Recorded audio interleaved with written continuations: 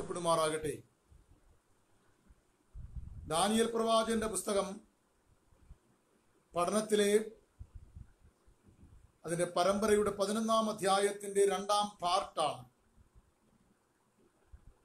നാം ഇന്ന് ചിന്തിക്കുന്നത്. 18-ാമത്തെ പാർട്ടിലേക്ക് നമ്മൾ കടന്നു വന്നു. ദാനിയേൽ പ്രവാചകന്റെ പുസ്തകം 11-ാം അധ്യായം വളരെ സങ്കീർണമാണ് അധ്യായമാണെന്ന് കഴിഞ്ഞ പഠനത്തിൽ നമ്മൾ ചിന്തിപ്പാനിടയായി തീർന്നു. ദാനിയേൽ പ്രവാചകന്റെ പുസ്തകത്തിൽ 11-ാം അധ്യായത്തിന്റെ 1 മുതൽ 5 വരെയുള്ള വാക്യങ്ങളിൽ പ്രധാനമായിട്ടും പേർഷ്യയിലെ 5 രാജാക്കന്മാരെ കുറിച്ചും 4 രാജാക്കന്മാരെ കുറിച്ചും 5-ാമനായി വരുന്ന വിക്രമനായ രാജാവായ യവന ദേശത്തെ രാജാവായ അലക്സാണ്ടറിനെ കുറിച്ചുമുള്ള പഠനമാണ് അവിടെ വ്യക്തമാകുന്നത്. നമുക്ക് ഇന്നത്തെ ചിന്തയ്ക്കായി ദാനിയേൽ പ്രവാചകന്റെ പുസ്തകം 11-ാം അധ്യായത്തിന്റെ 14-ാമത്തെ വാക്യം വായിക്കുവാൻ ഞാൻ ആഗ്രഹിക്കുന്നു. ആ കാലത്ത് പലരും തെക്കേ ദേശത്തിലെ രാജാവിന്റെ നേരെ എഴുന്നേൽക്കും. നിന്റെ ജനത്തിലുള്ള ആക്രമികൾ ദർശനത്തെ നിവർത്തിപ്പാൻ തക്കവണ്ണം മത്സരിക്കും. പരിശുദ്ധനായ ഞങ്ങളുടെ ദൈവമേ, സ്വർഗസ്ഥ പിതാവേ, വളരെ സങ്കീർണമായ ഒരു അധ്യായമാണ് ഈ 11-ാം അധ്യായം. എങ്കിലും ഞങ്ങൾക്ക് മനസ്സിലാക്കി തരുവാൻ പരിശുദ്ധാത്മാവ് സഹായിക്കണം. കേൾവിക്കാരെ അനുഗ്രഹിക്കണം. യേശുവിൻ നാമത്തിൽ ആമേൻ. ദാനിയേൽ പ്രവാചകന്റെ പുസ്തകം 11-ാം അധ്യായം വളരെ സങ്കീർണമായ അധ്യായമാണെന്ന് നാം കഴിഞ്ഞ ദിവസം ചിന്തിപ്പാനിടയായി തീർന്നു. അതിന്റെ 1 മുതൽ 14 വരെയുള്ള വാക്യങ്ങളെ കുറിച്ചുള്ള ഒരു അവലോകന പഠനമാണ് കഴിഞ്ഞ ദിവസം നമ്മൾ ചിന്തിപ്പാനിടയായി തീർന്നത്. ഈ 11-ാം അധ്യായം ദാനിയേൽ പ്രവാചകന്റെ പുസ്തകം ലോക ചരിത്രത്തിൽ അക്കമിട്ട് ദാനിയേൽ പ്രവാചകൻ ദർശിച്ചത് രേഖപ്പെടുത്തിയിരിക്കുന്നതിനാൽ അമിത കൃത്തിപ്പുകാർ അല്ലെങ്കിൽ ഹയർ ക്രിറ്റിസിസം എന്ന് പറയപ്പെടുന്ന ഒരു ഗ്രൂപ്പുകാരും വേദപുസ്തകത്തിന്റെ അക്ഷരീക വ്യാഖ്യാനത്തെയും അക്ഷരീക നിവർത്തിയെയും പൂർണ്ണമായി വിശ്വസിക്കാൻ കഴിയാത്ത നിർധനരായ ഒരു കൂട്ടം ആൾക്കാർ ഇത് നടന്ന സംഭവത്തെ രേഖപ്പെടുത്തിയിരിക്കുന്നുവെന്നാണ് പറയുന്നത്. എന്നാൽ അങ്ങനെയല്ല. 375 വർഷത്തെ ചരിത്രം ദാനിയേലിന് പരിശുദ്ധാത്മാവ് ദർശനത്തിൽ വെളിപ്പെടുത്തി കൊടുത്തതാണ് ഈ അധ്യായത്തിൽ രേഖപ്പെടുത്തിയിരിക്കുന്നത്. 5-ാമത്തെ വാക്യം വായിക്കുന്നത് ഇങ്ങനെയാണ്: വിക്രമനായ ഒരു രാജാവ് എഴുന്നേറ്റ് വരും എന്നത് തൊട്ടാണ് ആ ഭാഗം രേഖപ്പെടുത്തുന്നത്. 11-ാം അധ്യായത്തിന്റെ 1 മുതൽ 20 വരെയുള്ള വാക്യങ്ങളിൽ തെക്കേ രാജ്യമെന്നും വടക്കേ രാജ്യമെന്നും 2ആയി വിഭജിച്ച് അലക്സാണ്ടർ ചക്രവർത്തിയുടെ മരണശേഷം 4 ജനറൽമാർ തന്റെ രാജ്യം മുഴുവൻ കൈയടക്കുകയും എന്നാൽ തുടർമാനമായി വരുന്ന പഠനത്തിൽ തെക്കേ രാജ്യമായിരിക്കുന്ന ഈജിപ്റ്റ് അല്ലെങ്കിൽ മിസ്രൈമിനെ കുറിച്ചും വടക്കേ രാജ്യമായിരിക്കുന്ന സിറിയയെ കുറിച്ചും അവിടെ വരുന്ന രാജാക്കന്മാരെ കുറിച്ചുമുള്ള പഠനങ്ങൾ വിശകലനങ്ങളും മാത്രമാണ് രേഖപ്പെടുത്തുന്നത്. അതിന് പ്രധാനമായ പല കാരണങ്ങൾ വിശുദ്ധ വേദപുസ്തകവും ചരിത്രവും അനുസ്മരിപ്പിക്കുന്നുണ്ട്. ഒന്നാമതായിട്ട് ഈ 2 രാജ്യത്തിൽ നിന്നാണ് അവസാനമായി വരാൻ പോകുന്ന ആന്റി ക്രൈസ്റ്റ് അല്ലെങ്കിൽ എതിർ ക്രിസ്തു എഴുന്നേറ്റ് വരുന്നത്. അതുകൊണ്ട് 1 മുതൽ 21 വരെയുള്ള വാക്യങ്ങളും 21 മുതൽ 35 വരെയുള്ള വാക്യങ്ങളും 35 മുതൽ 45 വരെയുള്ള വാക്യങ്ങളായിട്ടുമാണ് ഈ 11-ാം അധ്യായത്തെ തിരിക്കുന്നത്. അതിന് ചില കാരണങ്ങളും കൂടെ പറഞ്ഞിട്ട് നമുക്ക് മുമ്പോട്ട് പോകാം. 1 മുതൽ 5 വരെയുള്ള വാക്യങ്ങളിൽ പേർഷ്യ യവന രാജ്യത്തിൽ വരുന്ന 4 + 1 രാജാക്കന്മാരെ കുറിച്ചും 5-ാം വാക്യം മുതൽ തെക്കേ രാജ്യമായിരിക്കുന്ന ഈജിപ്തിൽ വരുന്ന മിസ്രൈമിൽ വരുന്ന രാജാക്കന്മാരെ കുറിച്ചും തെക്കേ രാജ്യമായിരിക്കുന്ന മിസ്രൈം അല്ലെങ്കിൽ ഈജിപ്തിൽ വരുന്ന രാജാക്കന്മാരുടെ പേരുകൾക്ക് മുന്നിൽ ടോളമി എന്ന പേര് പറ അല്ലെങ്കിൽ ടോളമി വംശജനാണ് വരുന്നത്. അതിന്റെ കാരണം അലക്സാണ്ടറിന്റെ മരണശേഷം ലേഗസ് ടോളമി എന്ന് പറയപ്പെടുന്ന ആളാണ് ആദ്യത്തെ അവിടെ രാജാവായി വരുന്നത്. അതിനുശേഷം വരുന്ന എല്ലാ രാജാക്കന്മാരും ആ വംശത്തിൽപ്പെട്ടവരായിരിക്കുന്നതിനാൽ തെക്കേ രാജ്യമായിരിക്കുന്ന ഈജിപ്തിലെ മിസ്രൈമിലെ സകല രാജാക്കന്മാരും ടോളമി എന്ന പേരോടുകൂടിയാണ് അറിയപ്പെടുന്നത്. അടുത്തതായി പറയപ്പെടുന്നത് വടക്കേ രാജ്യമായിരിക്കുന്ന സിറിയയെ കുറിച്ചാണ്. സിറിയയിൽ ഭരണം നടത്തിയിരിക്കുന്നവർക്കെല്ലാം സെലൂക്കസ് എന്നുള്ള പേരിലാണ് അറിയപ്പെടുന്നത്. അതിലെ ഒന്നാമത്തെ രാജാവായിരിക്കുന്ന സെലൂക്കസ് ഒന്നാമൻ നിക്കേറ്റർ, അദ്ദേഹം നാം അതിന്റെ 11-ാം അധ്യായത്തിന്റെ 5-ാം വാക്യത്തിൽ വായിക്കും പ്രകാരം ഈ സെലൂക്കസ് ഒന്നാമൻ നിക്കേറ്റർ, സെലൂക്കസ് ഫസ്റ്റ് നിക്കേറ്റർ എന്ന് പറയപ്പെടുന്നയാള്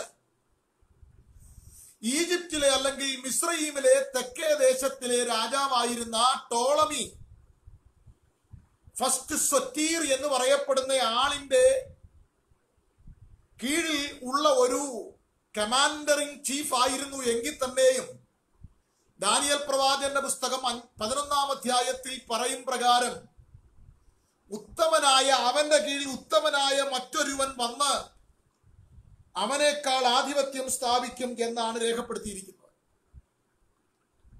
അവിടെ വായിക്കുന്ന 5-ാം വാക്യം, എന്നാൽ തെക്കേ ദേശത്തിലെ രാജാവ് പ്രാബല്യം പ്രാപിക്കും, അവന്റെ പ്രഭുക്കന്മാരിൽ ഒരുത്തൻ. അപ്പോൾ പ്രഭുക്കന്മാരിൽ ഒരുത്തൻ എന്ന് ഉദ്ദേശിക്കപ്പെടുന്നത് സെലൂക്കസ് വന്ന നിക്കേറ്റർ ആണ്. അദ്ദേഹം ആധിപത്യം സ്ഥാപിച്ച് പിന്നെ വടക്കേ രാജ്യമായിരിക്കുന്ന സിറിയയുടെ ആധിപത്യം തന്റെ വംശങ്ങൾ പ്രാപിക്കുന്നതാണ് 5-ാം വാക്യം മുതൽ 20-ാം വാക്യം വരെയുള്ള വാക്യങ്ങളിലെ പ്രതിപാദ്യ വിഷയം അല്ലെങ്കിൽ ഇതിവൃത്തം എന്ന് പറയപ്പെടുന്നു. അത് കഴിഞ്ഞ ദിവസങ്ങളിൽ നമ്മൾ അല്പമായി പഠനം നടത്തുവാനിടയായി തീർന്നുകൊണ്ട് ഞാൻ ആ ഭാഗത്തേക്ക് പോകുന്നില്ലെങ്കിലും ഒരു ഔട്ട്ലൈനും കൂടെ അല്ലെങ്കിൽ ഒരു രൂപരേഖയും കൂടെ തന്നിട്ട് മുൻപോട്ട് പോകുന്ന നല്ലതായിരിക്കും. 5-ാം വാക്യത്തിൽ വായിക്കുന്ന 2 രാജാക്കന്മാർ എന്ന് പറയപ്പെടുന്ന ടോളമി ഫസ്റ്റ് സൊറ്റീർ എന്ന് പറയപ്പെടുന്ന ഈജിപ്തിലെ രാജാവും നോർത്തേൺ അല്ലെങ്കിൽ വടക്കേ രാജ്യമായിരിക്കുന്ന രാജ്യത്തെ സിറിയയിലെ രാജാവായിരിക്കുന്ന സെലൂക്കസ് വൺ നിക്കേറ്ററെ കുറിച്ചുമാണ്. ഇനി 6-ാം വാക്യത്തിൽ വായിക്കുന്നത് ടോളമി സെക്കൻഡ് ഫിലാഡൽഫസ് എന്ന ഈജിപ്ഷ്യൻ രാജാവും അതുപോലെ തന്നെ വടക്കേ രാജ്യമായിരിക്കുന്ന സിറിയയിലെ രാജാവായിരിക്കുന്ന ആന്റിയോക്യസ് സെക്കസ് തിയോഫിയോസ് എന്ന രാജാവുമാണ്. 7 മുതൽ 9 വരെയുള്ള വാക്യങ്ങളിൽ വടക്കേ രാജ്യമായ ഈജിപ്തിൽ വന്ന ഭരണാധികാരി ടോളമി തേർഡ് യുറിഗെറ്റീസ് എന്ന് പറയപ്പെടുന്നയാളും വടക്കേ രാജ്യമായിരിക്കുന്ന സിറിയയിൽ വന്ന രാജാവ് സെലൂക്കസ് രണ്ടാമൻ കല്ലിനേക്കസ് ആണ്. ഇനി 10 മുതൽ 19 വരെയുള്ള വാക്യത്തിൽ വായിക്കുന്നത് വടക്കേ രാജ്യമായിരിക്കുന്ന ഈജിപ്തിൽ വന്ന ഭരണാധികാരി ടോളമി 4-ാമൻ ഫിലപ്പേറ്റർ, അതുപോലെ തന്നെ വടക്കേ രാജ്യമായിരിക്കുന്ന സിറിയയിൽ വന്നത് Antiochus third of the great, മഹാനായ ആന്റിയോക്കസ് 3-ാമൻ എന്നാണ് അറിയപ്പെടുന്നത്. ഇതാണ് 19 വരെയുള്ള വാക്യങ്ങളിലെ പ്രതിപാദ്യ വിഷയം. ഈ 19 വരെയുള്ള വാക്യങ്ങളാണ് ഈ 2 രാജ്യങ്ങളും തമ്മിൽ നടന്നത്. അതിൽ ദീർഘവർഷങ്ങൾ ഈ രാജ്യങ്ങൾ തമ്മിൽ നടന്ന യുദ്ധങ്ങളെ കുറിച്ചും ഒക്കെ വളരെ രേഖപ്പെടുത്തിയിട്ടുണ്ട്. ഈ രാജ്യങ്ങൾക്കകത്ത് പല പ്രാവശ്യം പല രീതിയിൽ അവർ ഉടമ്പടി ചെയ്യുവാൻ അവർ തീരുമാനിച്ചു. ഒന്നാമത്തെ കാര്യം, 2 പ്രാവശ്യം വിവാഹത്തിലൂടെ ബന്ധം പുനഃസ്ഥാപിക്കുവാൻ ടോളമി വംശജരും സെലൂക്കസ് വംശജരും പരിശ്രമിച്ചു. എന്നാൽ ഈ 2 പ്രാവശ്യവും അത് രണ്ടും പരാജയപ്പെട്ടു.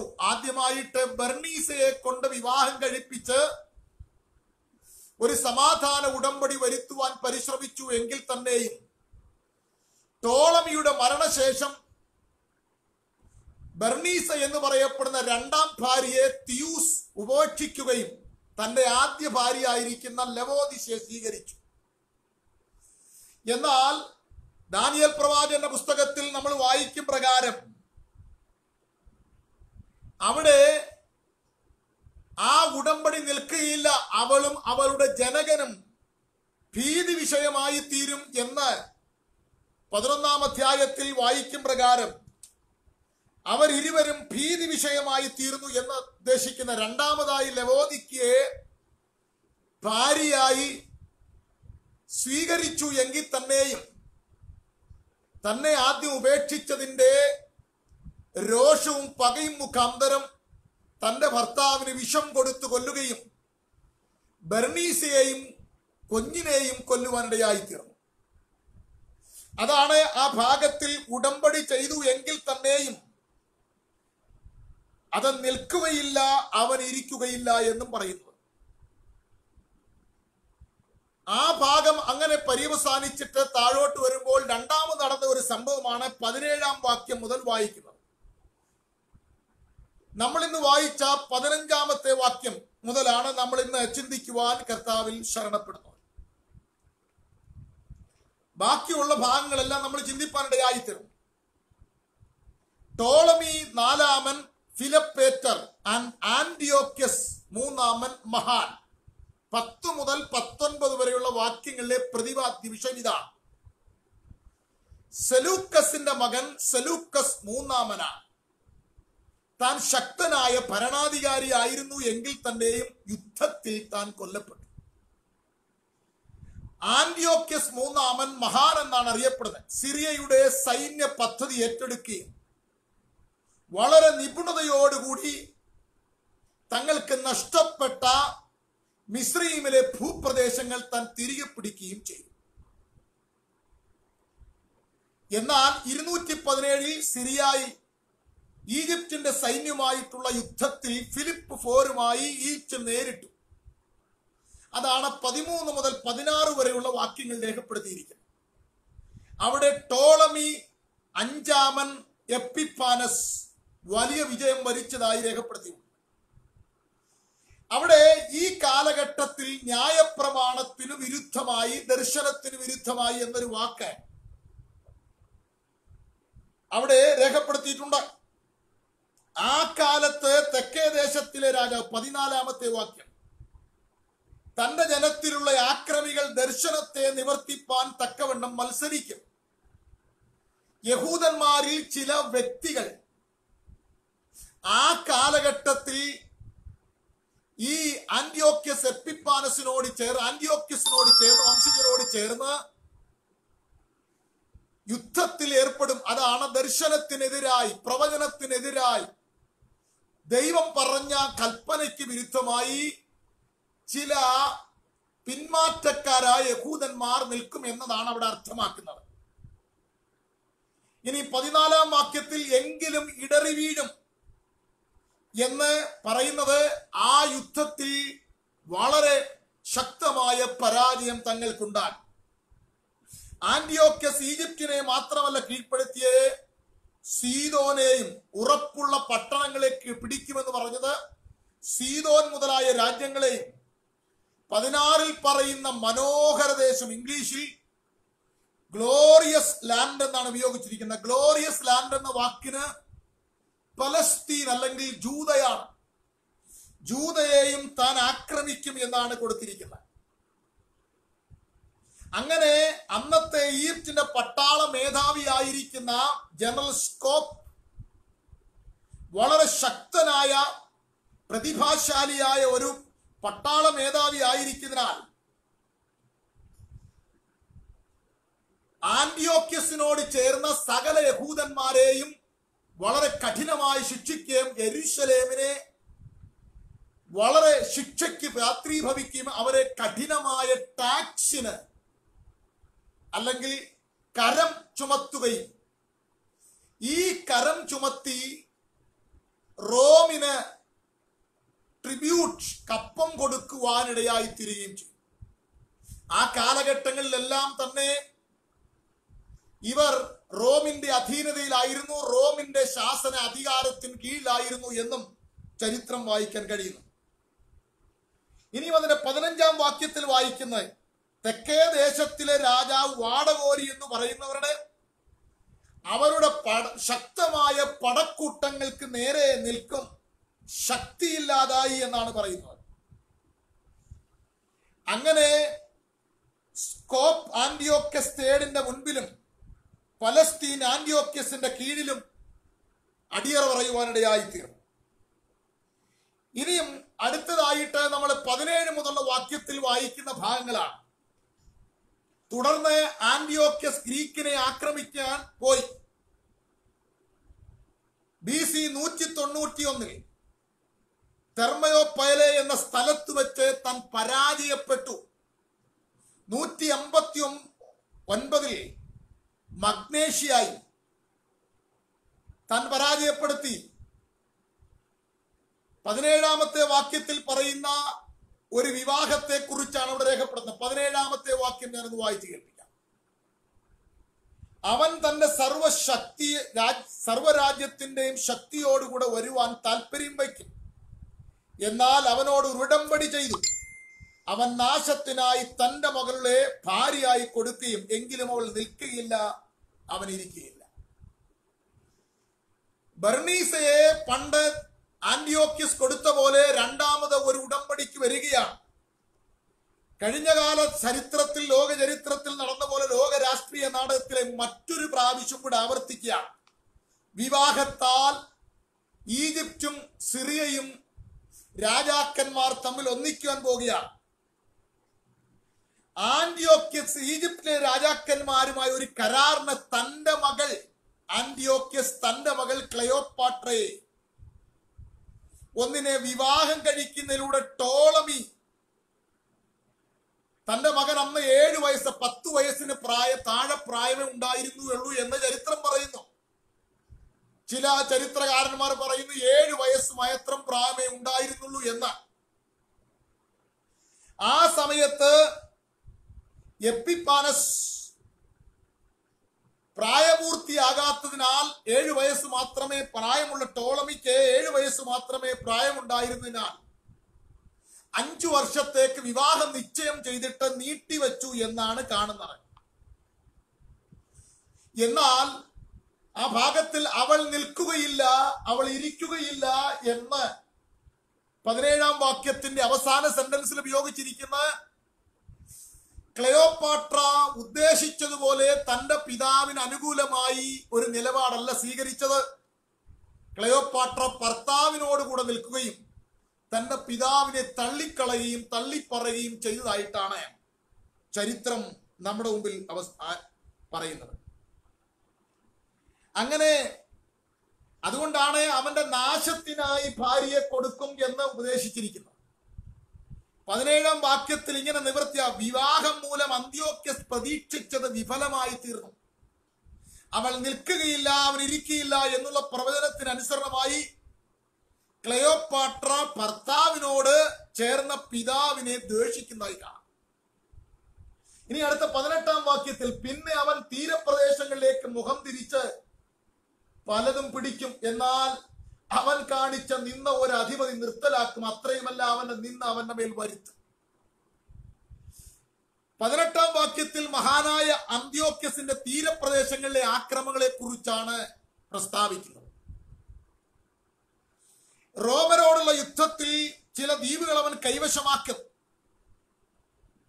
അവന്റെ നിന്ന ഒരു അധിപതി നിർത്തലാക്കും എന്നുള്ളതനുസരിച്ച് ലൂഷ്യസ് സിപ്പിയോ അസിയാക്കസ് എന്ന റോമാ സേനാനി, ഒന്നുകൂടെ ഞാൻ പറയാം, ലൂഷ്യസ് സിപ്പിയോ അസിയാറ്റിക്കസ് എന്ന് പറയപ്പെടുന്ന ഒരു സേനാനി അന്ത്യോക്യസിനെ എതിർത്ത് നിൽക്കും.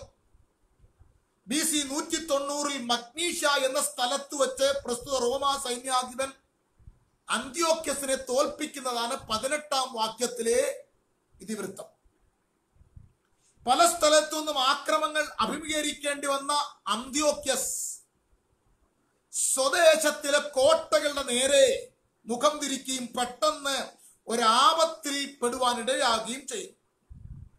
റോമൻ ആവശ്യപ്പെട്ട ഒരു ഭീമമായ സംഖ്യ കൊടുക്കുന്ന നിർവാഹമില്ലാതെ അന്ത്യോക്യസ് എലിമായിസ് എന്ന സ്ഥലത്ത് ക്ഷേത്രം കവർ ചെയ്യുന്നതിന് പരിശ്രമിച്ചു കൊണ്ടിരിക്കവേ താൻ ആ ലഹളയിൽപ്പെടുകയും ജനങ്ങൾ തനിക്കെതിരായി ലഹള പൊട്ടിപ്പുറപ്പെടുത്തുകയും തന്മൂലം താൻ മരണമടയുകയും അല്ലെങ്കിൽ അപമൃത്യു പ്രാപിക്കുകയും ചെയ്തതായിട്ടാണ്.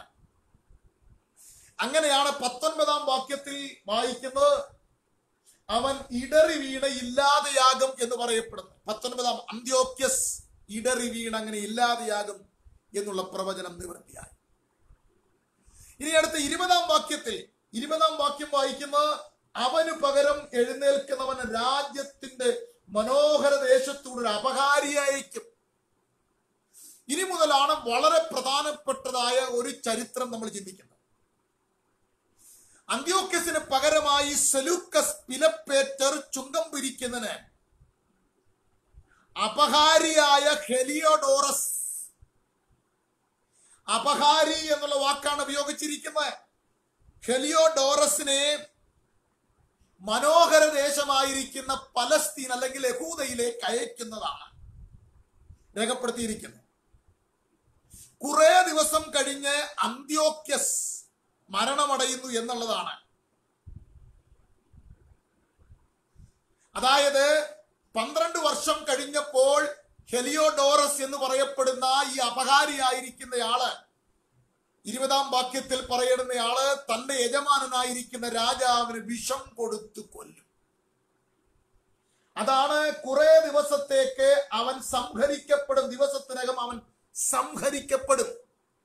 എന്നിട്ട് ഉപയോഗിച്ചിരിക്കുന്ന കോപത്താലല്ല യുദ്ധത്താലുമല്ല. 20-ാം വാക്യം 11-ന്റെ കോപത്താലുമല്ല യുദ്ധത്താലുമല്ല എന്നത് ചരിത്രം പറയുന്നത് അവന് വിഷം കൊടുത്ത് ഹെലിയോഡോറസ് അന്ത്യോക്യസിനെ കൊല്ലുന്നതാണ് കാണുന്നത്. അങ്ങനെ സെലൂക്കസ് പിലപ്പേറ്റർ മരണം വരിച്ചു.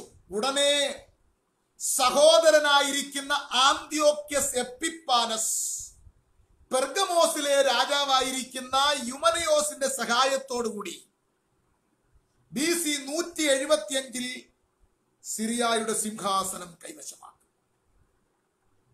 ഇദ്ദേഹത്തെ കുറിച്ച് 21-ാം വാക്യത്തിൽ അവന് പകരം നിന്ദ്യനായ ഒരുവൻ എഴുന്നേൽക്കും, അവർ രാജ്യത്വത്തിന്റെ പദവി കൊടുപ്പാൻ വിചാരിച്ചില്ല. ഇനി അടുത്ത് 21 മുതലുള്ള വാക്യങ്ങൾ ഒരു 2-ാം ഭാഗമാണ്. 11-ാം അധ്യായത്തിന്റെ 2-ാം ഭാഗമാണ്. വളരെ ആന്റിയോക്യസ് എപ്പിപ്പാനസ് എന്ന് പറയപ്പെടുന്ന നിന്ദ്യനായ ഒരു വ്യക്തിയെ കുറിച്ചുള്ള പഠനമാണ് അടുത്ത. ഇതുവരെയുള്ള ചരിത്രത്തിൽ നമ്മൾ മനസ്സിലാക്കാൻ കഴിഞ്ഞത് ചെറിയ ചെറിയ കാര്യങ്ങൾക്ക് വേണ്ടി പോലും പരസ്പരം സംഘട്ടനം നടത്തി ലോക ചരിത്രത്തിന്റെ നാടകവേദിയിൽ തിളങ്ങി നിന്ന 2 രാഷ്ട്രങ്ങളെ കുറിച്ചുള്ള തളർച്ചയും വളർച്ചയുമാണ് നമ്മൾ കാണുവാനിടയായി. ഇനിയും അതിന്റെ പരിസമാപ്തിയിലേക്ക് നീങ്ങിക്കൊണ്ടിരിക്കുക. അതിന്റെ പരിസമാപ്തി എന്ന് പറയപ്പെടുന്നത് ആന്റിയോക്യസ് എപ്പിപ്പാനസ് എന്ന് പറയപ്പെടുന്ന വ്യക്തിയെ കുറിച്ചുള്ള പഠനമാണ് 21 മുതലുള്ള വാക്യങ്ങളിൽ വായിക്കുന്നത്. അവിടെ നിന്ദ്യൻ എന്നുള്ള വാക്കാണ് അദ്ദേഹത്തെ കുറിച്ച് 21-ാം വാക്യത്തിൽ അതിന് ഉപയോഗിച്ചിരിക്കുന്നത്. നിബ്സേ എന്നുള്ള എബ്രായ വാക്കാണ്. നിബ്സേ എന്ന എബ്രായ വാക്കിന്റെ അർത്ഥം കണ്ടംപ്റ്റബിൾ പേഴ്സൺ എന്നാണ്. 8-ാം അധ്യായത്തിന്റെ 9 മുതൽ 12 വരെയും 8-ാം അധ്യായത്തിന്റെ 23 മുതൽ 25 വരെയുമുള്ള ഭാഗങ്ങളുടെ അടിസ്ഥാനത്തിൽ ഇവൻ ഒരിക്കൽ പോലും അധികാരത്തിൽ വരണമെന്ന പ്രജകളോ ആരും തന്നെ വിചാരിച്ചതല്ല എന്നാണ് ആ ഭാഗത്ത് രേഖപ്പെടുത്തിയിരിക്കുന്നത്. അവൻ ഉപായത്തോടുകൂടെ വന്നതാണ്. വളരെ ചതിവോടുകൂടിയാണ് അവൻ അധികാരത്തിൽ വന്നത് എന്നാണ് കാണുവാൻ കഴിയുന്നത്. തന്റെ പിതാവിന്റെ മരണാനന്തരം, അതായത് സെലൂക്കസ് 5-ാമന്റെ മരണാനന്തരം റോമിൽ നിന്ന് ആന്റിയോക്യസ് എപ്പിപ്പാനസ് മടങ്ങി വരവേ ഹെലിയോഡോറസ് ആണ് തന്റെ പിതാവിന് വിഷം കൊടുത്ത് കൊന്നതെന്ന് മനസ്സിലാക്കി. അങ്ങനെ സമാധാനത്തോടെ യുദ്ധത്താലല്ല, പെർഗമൂസിലെ രാജാവായ യമനൂസിനെ മുഖസ്തുതി പറഞ്ഞു റോമാക്കാർക്ക് പ്രത്യേകം അംബാസിഡേഴ്സ് അല്ലെങ്കിൽ രാജദൂതന്മാരെ കൊടുത്തും റോമാക്കാരോട് മുഖസ്തുതി പറഞ്ഞും ഒക്കെയുമാണ് താൻ അധികാരം പിടിച്ചെടുത്തത്. അതാണ് അവിടെ വിയോഗിച്ചിരിക്കുന്നത്. അവൻ വിചാരിച്ചുവെങ്കിലും സമാധാനകാലത്ത് ഉപായ മുഖാന്തരം രാജത്വം എടുത്തു. അത് മാത്രമല്ലോ, റോമാക്കാർക്ക് കൊടുക്കുവാനുള്ള സകല കപ്പങ്ങളും അവൻ കൊടുത്തു തീർത്തു. ട്രിബ്യൂട്ട്സ് എല്ലാം കൊടുത്തു തീർന്നു. റോമാ കൊട്ടാരത്തിലേക്ക് അനവധി സ്ഥാനാപതികളെ താൻ അയച്ചു. അങ്ങനെ സിറിയക്കാരായിരിക്കുന്ന ജനങ്ങളെ സ്തുതി പാടി യൂലോഗൈസ് ചെയ്ത് പ്രൈസ് ചെയ്ത് അവൻ പ്രീതി സമ്പാദിച്ച് അധികാരത്തിൽ വന്നു. അവനെ നിന്ദ്യൻ വൈൽഡ് പേഴ്സൺ എന്നാണ് ഉപയോഗിച്ചിരിക്കുന്നത്. അവന് പല പേരുകൾ ചരിത്രത്തിൽ ആന്റിയോക്യസ് എപ്പിഫാനസിനെ കുറിച്ച് പറയുന്നുണ്ട്. അവനെ കുറിച്ച് പറയുന്ന എപ്പിമാനസ് എന്നുള്ള വാക്കാണ്. അതിന്റെ അർത്ഥം മാഡുമാൻ അല്ലെങ്കിൽ ഭ്രാന്തൻ എന്നും.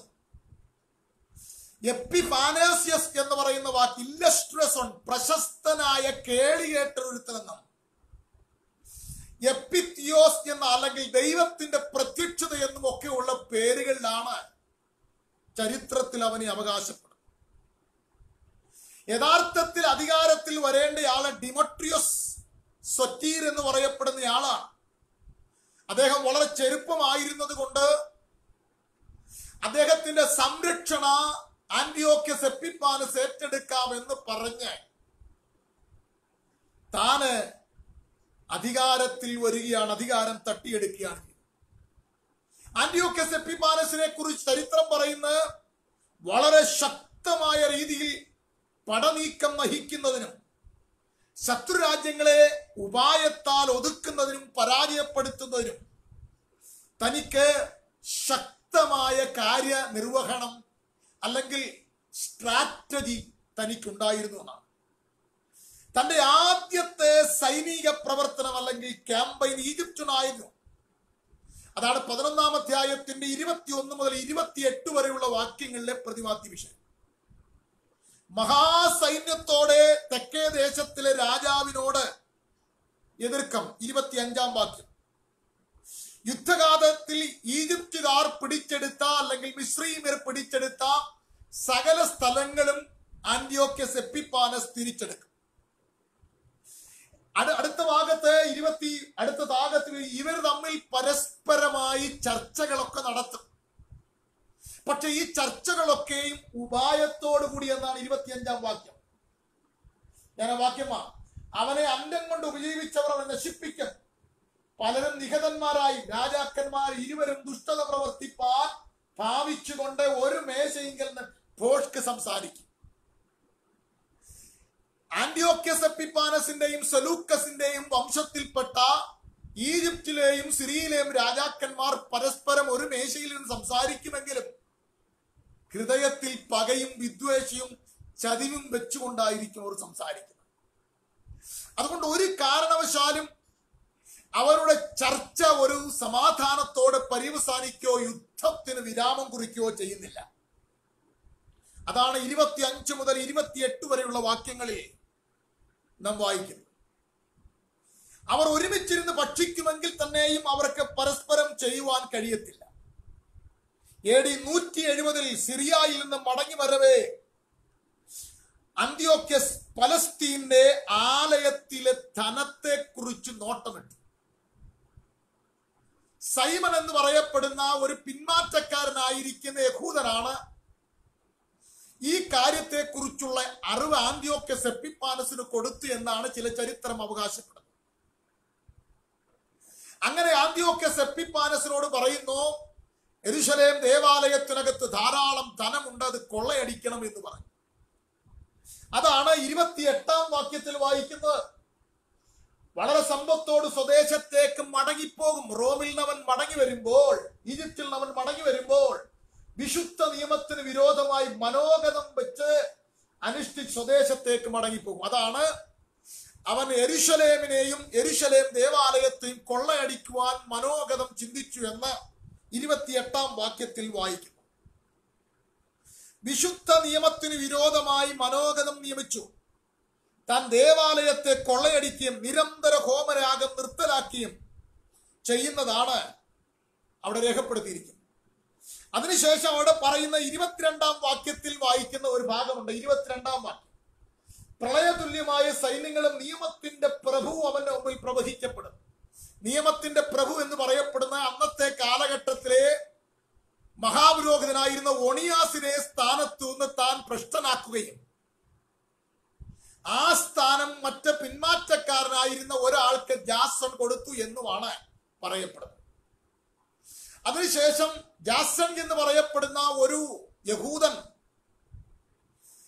മതത്തിൽ നിന്ന് വഞ്ചിക്കുന്ന ട്രൈറ്റേഴ്സ് ആയിട്ടുള്ള ഒരുപാട് ആ കാലഘട്ടത്തിൽ ഉണ്ടായിരുന്നു എന്നാണ് ചരിത്രം അവകാശപ്പെടുന്നത്.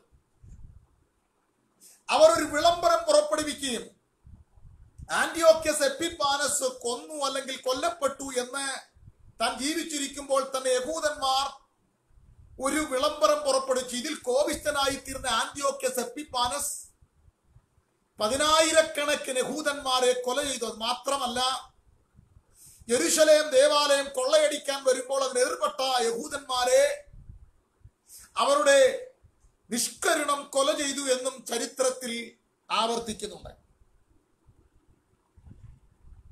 അങ്ങനെ ഈ യുദ്ധങ്ങൾ തുടർമാനമായി നടക്കുകയും ആന്റിയോക്യസ് എപ്പിഫാനസ് പിന്നീടുള്ള ഭാഗമാണ് 30 മുതലുള്ള വാക്യത്തിൽ പറയപ്പെടുന്ന വളരെ നിന്ദ്യമായ ചില കാര്യങ്ങൾ. ഡിസംബർ 14, 168 ആന്റിയോക്യസ് എന്ന് പറയപ്പെടുന്ന ഇദ്ദേഹം സെയൂസ് എന്ന് പറയുന്ന ഒരു ദേവന്റെ പ്രതിമയെ യെരുശലേം ദേവാലയത്തിൽ പ്രതിഷ്ഠിച്ചതാണ് 31-ാം വാക്യത്തിൽ വായിക്കുന്നത്. ഞാൻ വായിക്കാം 31. അവനയച്ച സൈന്യങ്ങൾ അണിനിരുന്ന വിശുദ്ധ മന്ദിരമായ കോട്ടയെ അശുദ്ധമാക്കി നിരന്തര ഹോമയാഗം നിർത്തൽ ചെയ്ത് ശൂന്യമാക്കുന്ന മ്ലേച്ഛബിംബത്തെ പ്രതിഷ്ഠിക്കും. ഇതാണ് 31-ാമത്തെ വാക്യം. അങ്ങനെ അവൻ യെരുശലേം 168 ഡിസംബർ മാസം 14-ാം തീയതി യെരുശലേം ദേവാലയത്തിനകത്ത് അവൻ സയൂസ് ദേവന്റെ വിഗ്രഹത്തെ വെക്കുകയും പന്നിയെ ബലിയർപ്പിക്കുകയും വിശുദ്ധ മന്ദിരത്തെ അശുദ്ധമാക്കി. ഇത് ഭാവി കാലത്ത് ആന്റി ക്രൈസ്റ്റ് യെരുശലേം ദേവാലയത്തിനകത്ത് ചെയ്യുന്ന ഒരു കാര്യത്തെ കുറിച്ചുകൂടെയുള്ള അതിന്റെ അക്ഷരീക നിവർത്തിയുടെ അംശനിവർത്തിയാണ് ആന്റിയോക്യസ് എപ്പിഫാനസിനാൽ നിറവേറപ്പെട്ടത്. അങ്ങനെ 168 ശൂന്യമാക്കുന്ന മ്ലേച്ഛത എന്ന ഉദ്ദേശിക്കുന്ന എബ്രായ വാക്കിന് ഉപയോഗിച്ചിരിക്കുന്ന സിക്കും മെസൂം എന്നുള്ള വാക്കാണ്. അതിന്റെ അർത്ഥം ഒരു വലിയ വിഗ്രഹത്തെ കൊണ്ട് യെരുശലേം ദേവാലയത്തിനകത്ത് വെച്ചു അതിനെ ആരാധിക്കുവാൻ യഹൂദന്മാരോട് പറഞ്ഞു. അതാണ് നാം ആ ഭാഗത്ത് വായിക്കുന്ന അബോമിനേഷൻ ദാറ്റ് കോസസ് ഡെസലേഷൻ. ശൂന്യമാക്കുന്ന അല്ലെങ്കിൽ അശുദ്ധമാക്കുന്ന ഒരു മ്ലേച്ഛ വിഗ്രഹത്തെ അവിടെ കൊണ്ട് സ്ഥാപിച്ചു എന്നാണ് ആ ചരിത്ര ഭാഗത്ത് ഭാഗം. ഇത് ഭാവി കാലത്ത് സംഭവിക്കേണ്ടതാണ്. 35 മുതലുള്ള വാക്യത്തിൽ അതിന്റെ അക്ഷരീക നിവൃത്തി നമ്മൾ കാണാൻ കഴിയും. എന്നാൽ അതിന് 32, 33 വാക്യങ്ങളിൽ വളരെ പ്രധാനമായ ചില കാര്യങ്ങളുണ്ട്. നിയമത്തിന് വിരുദ്ധമായി ദുഷ്ടത പ്രവർത്തിക്കുന്ന ഉപായം കൊണ്ട് വഷളാക്കും. തങ്ങളുടെ ദൈവത്തെ അറിയുന്ന ജനം ഉറച്ചു എന്ന് വീര്യം പ്രവർത്തിക്കും. ബുദ്ധിമാന്മാർ പലർക്കും ബോധം വരുത്തും. അപ്പോൾ ഈ സമയത്താണ് യഹൂദന്മാരുടെ ഇടയ്ക്ക് എന്ന് ഹസീദീം അല്ലെങ്കിൽ അതിന് ഗ്രീക്കിൽ പെരിസീം അല്ലെങ്കിൽ ഫാരസീസ് എന്ന് പറയപ്പെടുന്ന ഒരു ഗ്രൂപ്പ് ഉണ്ടാകും. അതിന് കാരണം മക്കാബിയരുടെ യുദ്ധങ്ങളാണ്. ആ കാലഘട്ടത്തിൽ ഒരു വലിയ മക്കാബിയൻ യുദ്ധം നടന്നതായിട്ട്, മക്കാബിയൻ റിവോൾട്ട് നടന്നതായിട്ട് നമുക്കവിടെ കാണുവാൻ കഴിയുന്നുണ്ട്. യെരുശലേം ദേവാലയത്തെ അശുദ്ധമാക്കുവാൻ അന്ത്യോക്യസ് തീരുമാനമെടുക്കുമ്പോൾ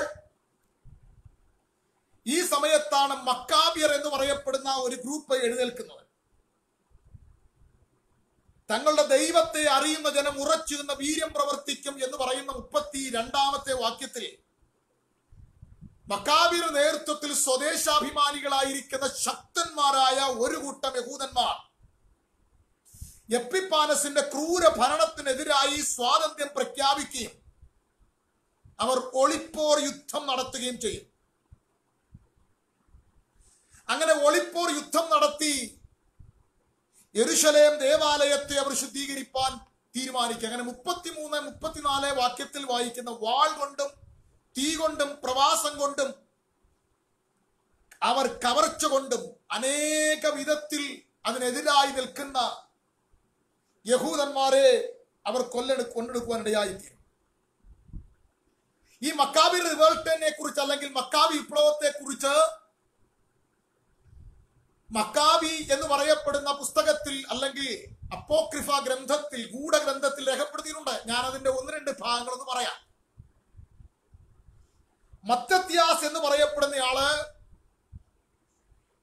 മേഡിയ എന്ന് പറയപ്പെടുന്ന ഒരു പട്ടണത്തിൽ ജനിച്ചു വളർന്ന ഒരു ഭക്തനായ യഹൂദനായിരുന്നു. അദ്ദേഹത്തിന്റെ മക്കളുടെ പേരാണ് അല്ലെങ്കിൽ അദ്ദേഹം നടത്തിയ പടനീക്കത്തിനും അല്ലെങ്കിൽ അന്ത്യോക്യസ് എപ്പിപ്പാനസിന് തന്റെ 5 മക്കളും കൂടെ ചേർന്ന് നടത്തിയ പടനീക്കത്തിനാണ് മക്കാബിയൻ റിവോൾട്ട് അല്ലെങ്കിൽ മക്കാബിയർ യുദ്ധം എന്ന് പറയപ്പെടുന്നത്. അദ്ദേഹത്തിന് പ്രധാനമായ 5 മക്കൾ ഉണ്ടായിരുന്നുവെങ്കിലും യുദ്ധങ്ങളും പടനീക്കങ്ങളും നടത്തിയത് ജൂഡ, ജോനദാൻ, സൈമൻ. ഇവര് 3 ഇവരെ പറയപ്പെടുന്ന പേരാണ് പ്രിൻസ് ഓഫ് ഇസ്രായേൽ. അപ്പോൾ ഈ ബുദ്ധിമാന്മാർ എന്ന് ഉദ്ദേശിക്കപ്പെടുന്ന ഇവരെ കുറിച്ചാണ്. ഉറച്ചു നിൽക്കുന്ന ജനം ഇവരുടെ പിന്നാലെ പുറപ്പെട്ട ഒരു കൂട്ടം ആൾക്കാരാണ്. ബുദ്ധിമാന്മാർ എന്നതിന് ഉപയോഗിച്ചിരിക്കുന്ന മസ്കിലിം എന്നുള്ള എബ്രായ വാക്കാണ്. One who knows the wisdom, ജ്ഞാനമറിയുന്നവർ എന്നാണ്. അവർ ഉപയോഗിച്ച യുദ്ധമുറ അല്ലെങ്കിൽ റിവോൾട്ട്, വിപ്ലവം എന്ന് പറയപ്പെടുന്ന ഒളിപ്പോർ യുദ്ധമുറകളായിരുന്നു. രഹസ്യമായി തന്നെ യുദ്ധങ്ങൾ നടത്തുക എന്നുള്ളതായിരുന്നു. അതാണ് മക്കാബിയർ. 1 മക്കാബിയറിന്റെ പുസ്തകം 23-ാം അധ്യായം 2-ാം അധ്യായത്തിൽ 33 മുതൽ 38 വരെയുള്ള വാക്യങ്ങളിൽ ഈ ഭാഗം കാണുവാൻ കഴിയുന്നുണ്ട്. ജൂഡ മക്കാബിയർക്കാണ് ഹാമർ അല്ലെങ്കിൽ ചുറ്റിക എന്ന പേരിൽ അറിയപ്പെടുന്നത്. അതിനുശേഷം ജൂഡ മക്കാബിയർക്ക് ശേഷം ഹിർക്കാനസ് അധികാരത്തിൽ വരികയും ഹിർക്കാനസ് സൈമൻ മക്കാബിയർ 135 മുതൽ 105 വരെ വിപ്ലവങ്ങൾ നടത്തി. പിന്നെ 105 മുതൽ 178 വരെയുള്ള കാലഘട്ടത്തിൽ അലക്സാണ്ടർ ജാനസ് എന്ന് പറയുന്നയാളും ഈ മക്കാബി യുദ്ധങ്ങൾ നടത്തി. ഈ കാലഘട്ടത്തിൽ ഉണ്ടായ ഗ്രൂപ്പാണ് ഫരീസന്മാരും സദൂക്യരും എരിവുകാരും അല്ലെങ്കിൽ സീലോട്ട്സും. ഇങ്ങനെയുള്ള അനേക ഗ്രൂപ്പുകൾ ആ കാലഘട്ടത്തിലാണ് യഹൂദന്മാരുടെ ഇടയ്ക്ക് ഉടലെടുക്കുവാനിടയായത്. കാലങ്ങളെ ആഭ്യന്തര കലാപങ്ങളും ദ്രോഹവും നിമിത്തം മക്കാബിയുടെ ശക്തി ക്രമേണ കുറഞ്ഞു വരുവാനിടയായി. അങ്ങനെ റോമാക്കാരുടെ ആക്രമണത്തിന് കീഴിൽ ഈ മക്കാബിയൻ ശക്തി ക്ഷയിക്കുകയും അങ്ങനെ അവരെ കീഴിൽ വരികയും ചെയ്തു. BC 63 പോംബി എന്ന റോമാ സേനാനി യഹൂദിയെ റോമാ ശക്തിക്ക് അധീനമാക്കി തീർത്തു. മക്കാബിയുടെ സ്വാതന്ത്ര്യം നിശേഷം തകർക്കപ്പെട്ടു, ഹനിക്കപ്പെട്ടു. യഹൂവ ശേഷിപ്പിൽ ബാക്കി ശേഷിക്കുന്നവരെ യഹൂദിയിൽ ഉണ്ടാകുമെന്ന വാഗ്ദത്തം അവസാനിച്ചു. എന്നാൽ 35-ാമത്തെ വാക്യത്തിൽ വായിക്കും പ്രകാരം നിശ്ചയിക്കപ്പെട്ട കാലത്ത് 35-ാമത്തെ വാക്യം വായിക്കാം. ഇവിടെ വായിക്കുന്ന ഇങ്ങനെയാണ്: അന്ത്യകാലം വരെ അവരിൽ പരിശോധനയും ശുദ്ധീകരണവും നിർമ്മലീകരണവും സാധിക്കേണ്ട ബുദ്ധിമാന്മാരിൽ ചിലർ വീഴും. നിശ്ചയിക്കപ്പെട്ട കാലത്ത് മാത്രം അന്തം വരും. അപ്പോൾ 35-ാം വാക്യം വരെ വായിക്കുമ്പോൾ നമുക്ക് മനസ്സിലാക്കാൻ കഴിയുന്നത് ആന്റിയോക്യസ് എപ്പിപ്പാനസ് എന്ന് പറയപ്പെടുന്ന വരാൻ പോകുന്ന ആസന്ന ഭാവിയിലെ ഒരു സ്വേച്ഛാധിപതിയാണ്. ഇനി ആസന്ന ഭാവിയിൽ ലോകത്തെ ഭരിക്കാൻ ഒരു സ്വേച്ഛാധിപതി വരും, ഈ ആന്റിയോക്യസ് എപ്പിപ്പാനസിനെ പോലെ. 168 BC-യിൽ അവൻ യെരുശലേം ദേവാലയത്തെ അശുദ്ധമാക്കി ശൂന്യമാക്കുന്ന മ്ലേച്ഛ മുമ്പത്തെ സെയൂസ് ദേവനെ വെച്ചു. ശക്തമായി എതിർത്ത മക്കാബിയർ, ജൂഡ മക്കാബിയർ, മത്തിത്യാസിന്റെ സന്താനങ്ങൾ, എസ്പെഷ്യലി പ്രത്യേകിച്ച് ജൂഡാ മക്കാബിയരും സൈമനും ഒക്കെ ശക്തമായി ഒളിപ്പോർ യുദ്ധത്തിലൂടെ അവനെ എതിർപ്പെട്ടു. ആ എതിർപ്പെട്ട് അങ്ങനെ അവർ യെരൂശലേം ദേവാലയത്തെ ശുദ്ധീകരിച്ച ഉത്സവത്തിനാണ് പ്രതിഷ്ഠോത്സവം, ദ ഫീസ്റ്റ് ഓഫ് ഡെഡിക്കേഷൻ എന്ന് യോഹന്നാന്റെ സുവിശേഷം 10-ാം അധ്യായത്തിന്റെ 22-ാം വാക്യത്തിൽ പറയുന്ന പ്രതിഷ്ഠോത്സവം എന്ന് പറയപ്പെടുന്നത്. 168-ൽ യെരൂശലേം ദേവാലയത്തെ അവൻ 55 ദിവസത്തോളം യെരൂശലേം ദേവാലയത്തെ അശുദ്ധമാക്കി മാറ്റി എന്നാണ്, ശൂന്യമാക്കി മാറ്റി എന്നാണ് ചരിത്രം പറയപ്പെടുന്നത്. അതിൽ നിന്ന് യെരൂശലേം ദേവാലയത്തെ ധീരതയോടെ പോരാടി പിടിച്ചെടുത്ത് യെരൂശലേം ദേവാലയത്തെ ശുദ്ധീകരിച്ചതിന്റെ ഓർമ്മയ്ക്കായിട്ട് ഇസ്രായേൽ അല്ലെങ്കിൽ യഹൂദന്മാർ ആഘോഷിക്കുന്ന ഉത്സവത്തിനാണ് പ്രതിഷ്ഠോത്സവം എന്ന് പറയപ്പെടുന്നത്, അല്ലെങ്കിൽ ഫീസ്റ്റ് ഓഫ് ഡെഡിക്കേഷൻ. ഈ ഫീസ്റ്റ് ഓഫ് ഡെഡിക്കേഷൻ ആണ് യോഹന്നാന്റെ സുവിശേഷം 10-ാം അധ്യായത്തിന്റെ 22-ാം വാക്യത്തിൽ കർത്താവിന്റെ കാലത്തും യഹൂദന്മാർ ആഘോഷിച്ചതായി അവിടെ രേഖപ്പെടുത്തിയിട്ടുണ്ട്. അങ്ങനെ ലോക ചരിത്രത്തിന്റെ രാഷ്ട്രീയ നാടകങ്ങളുടെ ഒരു പരിസമാപ്തിയിലേക്ക് 35 വരെയുള്ള വാക്യങ്ങൾ 2-ാം ഭാഗം എത്തപ്പെട്ടിരിക്കുകയാണ്. ഈ 2-ാം ഭാഗത്തിൽ സിറിയയുടെയും ഈജിപ്തിന്റെയും നടന്ന ദ്വന്ദ്വയുദ്ധങ്ങളും ആഭ്യന്തര കലാപങ്ങളെ കുറിച്ചുമുള്ള കാര്യങ്ങളാണ് പറയുന്നതെങ്കിൽ തന്നെയും ശതവർഷങ്ങളോളം, ദീർഘവർഷങ്ങളോളം ഈ യുദ്ധങ്ങൾ നീണ്ടുനിന്നുവെങ്കിൽ തന്നെയും ദൈവവചനത്തിലെ പ്രവചനങ്ങൾ എത്ര അക്ഷരീകമായി പ്ലീനറി ഇൻസ്പിറേഷൻ ആണ്, അല്ലെങ്കിൽ അക്ഷരീകമായി അത് സത്യമാണെന്നാണ് തെളിയിക്കുന്നത്. ദൈവിക അരുളപ്പാടുകൾക്ക് ഒരിക്കൽ പോലും തെറ്റുപറ്റാത്ത വിധത്തിൽ അത് സത്യമാണെന്ന ചരിത്രം നമ്മെ അനുസ്മരിപ്പിക്കുന്നു. ഈ ഭാഗത്ത് അല്ലെങ്കിൽ 5 മുതൽ അല്ലെങ്കിൽ 11-ാം അധ്യായത്തിന്റെ 1 മുതൽ 35 വരെ പറയപ്പെടുന്ന എല്ലാം അക്ഷരീകമായി നിറവേറുവാനിടയായി. രാജാക്കന്മാരെ കുറിച്ചും അവരുടെ ജീവിതത്തെക്കുറിച്ചും അവർ നടത്തിയ യുദ്ധങ്ങളെ കുറിച്ചും പടനീക്കങ്ങളെ കുറിച്ചും എല്ലാം ദൈവത്തിന് ദാസനായിരിക്കുന്ന ദർശകനായ പ്രവാചകൻ എന്താണോ എഴുതി വെച്ചത് അത് അക്ഷരം പ്രതി നിറവേറുവാനിടയായി തീർന്നു. അതാണ് വിശുദ്ധ ഗ്രന്ഥത്തിൽ രേഖപ്പെടുത്തിയിരിക്കുന്ന ഏത് നിഷ്പക്ഷവാദികളെയും ദൈവത്തിങ്കിലേക്ക് തിരിക്കുന്നതാണ് ഈ പ്രവചന ഭാഗങ്ങൾ. മഹാനായ ആന്ത്യോക്യസിന്റെ ക്രൂര നയങ്ങൾ, യഹൂദയുടെ ആക്രമണം, ആന്ത്യോക്യസ് എപിപ്പാനസിന്റെ നിഷ്ഠൂര കൃത്യങ്ങൾ, ശൂന്യമാക്കുന്ന മ്ലേച്ഛത, യഹൂദന്മാരുടെ കഠിനമർദ്ദനം, മക്കാബരുടെ എഴുന്നേൽപ്പ് എന്നീ ചരിത്ര സംഭവങ്ങളെ യാതൊരു സ്ഖലിതവും കൂടാതെ വിശുദ്ധ വേദപുസ്തകത്തിനകത്ത് അക്ഷരീകമായി രേഖപ്പെടുത്തിയിരിക്കുന്ന ഈ പുസ്തകം ചരിത്ര അധ്യായത്തിന്റെ ഒരു തെളിഞ്ഞു നിൽക്കുന്ന ഏടുകളാണ്. അങ്ങനെ 35-ാം വാക്യം നമ്മുടെ മുമ്പിൽ അവസാനിക്കുമ്പോൾ 35-ാമത്തെ വാക്യം ഇങ്ങനെയാണ് പറയുന്നത്: ഇത് അന്ത്യകാലം വരെ അവരിൽ പരിശോധനയും ശുദ്ധീകരണവും നിർമ്മീകരണവും സാധിക്കേണ്ടതിന് യഹൂദന്മാരെ അന്ത്യകാലം വരെ, ലാസ്റ്റ് സമയം വരെ ശുദ്ധീകരിച്ച് ദൈവത്തിന് കൊള്ളാകുന്ന ഒരു ജനതയാക്കി മാറ്റുവാൻ വേണ്ടി ദൈവത്താൽ ഈ പ്രക്രിയ പിന്നെയും നടന്നുകൊണ്ടിരിക്കും എന്നാണ് പറയുന്നത്. ഇത് പെട്ടെന്ന് ഒരു കാലഘട്ടത്തിൽ അവസാനിക്കുന്നതല്ല. ഇത് പിന്നെയും ഭാവി കാലത്ത് സംഭവിക്കേണ്ട വിഷയങ്ങളെ കുറിച്ചാണ് പരിശുദ്ധാത്മാ നമ്മുടെ മുമ്പിൽ രേഖപ്പെടുത്തുന്നത്. 36-ാമത്തെ വാക്യം വായിക്കുന്ന ഇങ്ങനെയാണ്: രാജാവോ ഇഷ്ടം പോലെ പ്രവർത്തിക്കും, അവൻ തന്നെ താൻ ഉയർത്തി ഏത് ദേവനും മേലായി മഹത്വീകരിക്കും, ദൈവാദി ദൈവത്തിനും നേരെ അപൂർവ കാര്യങ്ങളെ സംസാരിക്കും, കോപം നിവൃത്തിയോളം സാധിക്കുകയും ചെയ്യും, നിർണയിക്കപ്പെട്ടിരിക്കും സംഭവിക്കുന്നുവല്ലോ. 36 മുതൽ 44 വരെയുള്ള വാക്യങ്ങൾ ആസന്ന ഭാവിയിൽ ഇനിയും ആന്റി ക്രൈസ്റ്റിന്റെ സംഭവങ്ങളെ കുറിച്ചാണ്. അത് നമുക്ക് അടുത്ത ദിവസം ചിന്തിപ്പാനിടയായിത്തീരട്ടെ. പ്രിയരെ, ഈ വിശുദ്ധ വേദപുസ്തകത്തിനകത്ത് പറയപ്പെട്ടിരിക്കുന്ന ഈ അക്ഷരീക സംഭവങ്ങൾ ആസന്ന ഭാവിയിൽ സംഭവിക്കപ്പെട്ടതിനെ കുറിച്ചുള്ള ഒരു സൂചനയാണ്. മിസ്രയീമിനും സിറിയയും, ഈജിപ്തും സിറിയയും, വടക്കേ രാജ്യവും തെക്കേ രാജ്യവും അവിടെ രാജാക്കന്മാർ നടന്ന സംഘട്ടനങ്ങളൊക്കെയും വിശുദ്ധ വേദപുസ്തകത്തിൽ അക്കമിട്ട അക്ഷരപ്രകാരം നടന്നുവെങ്കിൽ 36 മുതൽ 44 വരെ നടക്കപ്പെടുന്ന അല്ലെങ്കിൽ പാസന്ന ഭാവിയിൽ സംഭവിക്കേണ്ടത് തന്നെയാണ്. നമ്മുടെ വാഴ്ത്തപ്പെട്ടവനായ കർത്താവ് മത്തായിയുടെ സുവിശേഷം 24 അധ്യായത്തിന് 15 മുതലും മർക്കോസിന്റെ സുവിശേഷം 13 അധ്യായത്തിലും ലൂക്കോസ് 21 അധ്യായത്തിലും ഈ കാര്യത്തെ അക്കമിട്ട് നമ്മെ അനുസ്മരിപ്പിക്കുന്നുണ്ട്. ഇതെല്ലാം ആസന്ന ഭാവിയിൽ സംഭവിക്കേണ്ടതാണ്. ഇതെല്ലാം കാണുമ്പോൾ നമ്മുടെ തല ഉയർത്തേണം.